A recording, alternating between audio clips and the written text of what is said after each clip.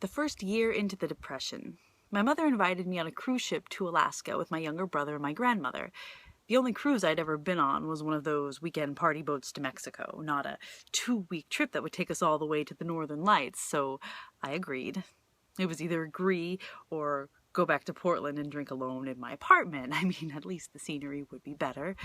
I flew directly from Germany to Vancouver, BC, hungover, arrived with a headache the size of Canada as we boarded the epic barge. Cruise ships are casinos on the water. Las Vegas and Titanic combined into a claustrophobic mile you can't escape from. I bought bottles of vodka from the ship duty-free and knocked back hourly glasses of tropical drinks on my grandmother's credit card. Every night I wavered on the boat's bow, contemplating if I should feel the water on my skin. While my family slept in their tiny cabins, I was leaning just a bit too far over the railing, waiting for some Leo DiCaprio to convince me to stay afloat. But he never came.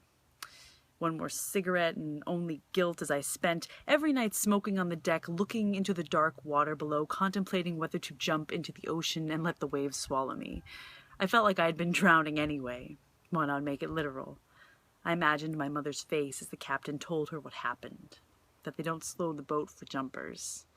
I spent hours looking out into the sea, a blue-black nothing like the cold uncertainty of space to an astronaut without a suit. Every few days they docked in a new town, and we were ushered off to participate in tourist activities. We saw entire economies fueled by rich people like us.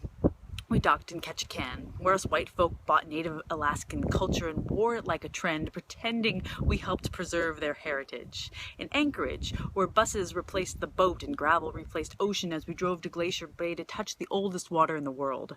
With my brother, I climbed higher and put my hands on the massive piece of ice that stood before us like a mountain of history and pain. I could barely feel the temperature, but tasted its frozen message.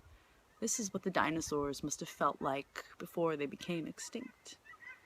You know, depression's a funny thing.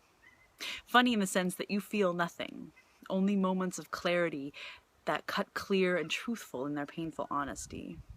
I felt insignificant, alone, a block of ice melting too slow to see.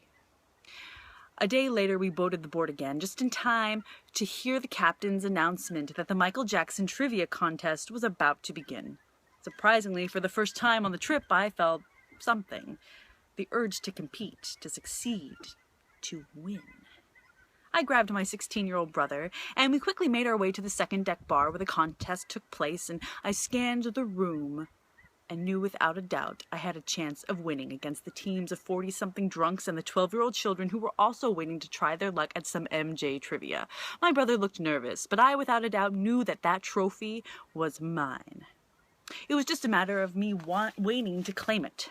Sure enough, one by one, the other teams were disqualified until it was down to me and one other team tied. The tiebreaker event, a dance-off, where the winner was selected by audience applause.